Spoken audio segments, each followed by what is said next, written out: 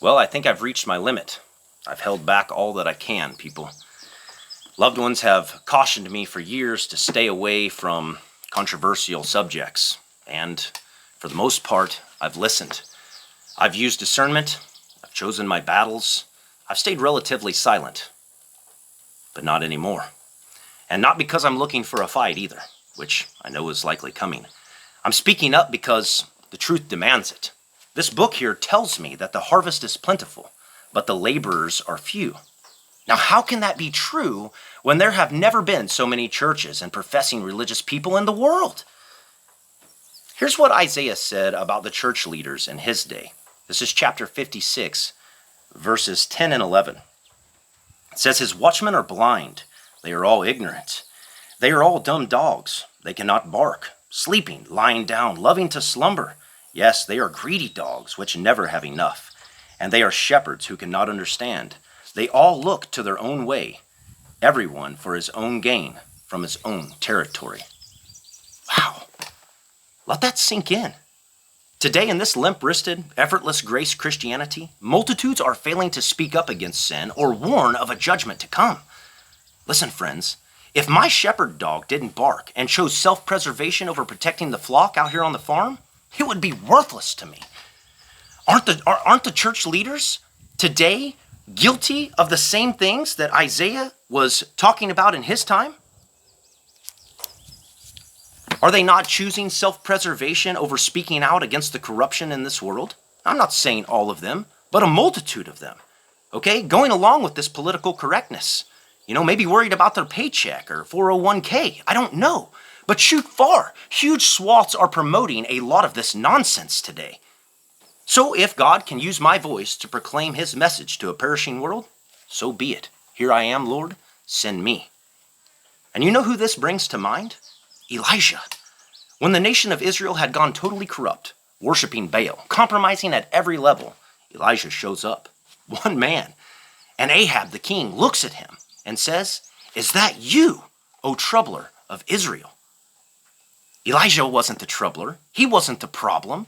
Elijah was like the church bell, ringing it, trying to get people to wake up. He wasn't stirring up division. He was confronting deception. Friends, he was standing between the gap. And I get that now more than ever.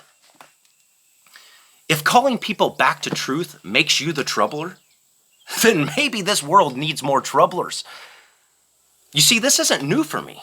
Back in public school days, I wouldn't bow to the system, wouldn't color between the lines just because they handed me a box of crowns and told me to do so, wouldn't fake interest in things that had zero value in real life.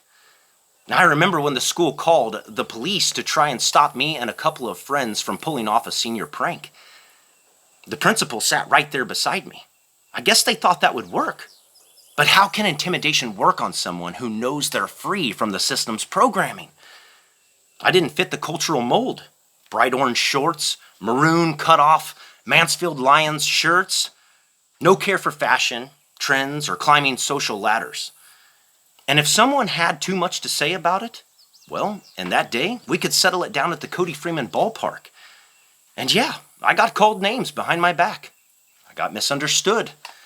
People said I was difficult, opinionated, too much, a lost cause. But even back then until now, I've had an inner pool, like I was born to challenge the current, not passively flow with it. And I didn't know it back then, but what I was really pushing back against was the same spirit that now runs through these dead churches and counterfeit Christianity abroad. So why am I speaking up now? Because staying silent is affecting my character. It's putting a lid on the fire that God has placed in my bones. And it's preventing a piercing message of love from reaching those God is calling out of this end time Babylon of confusion.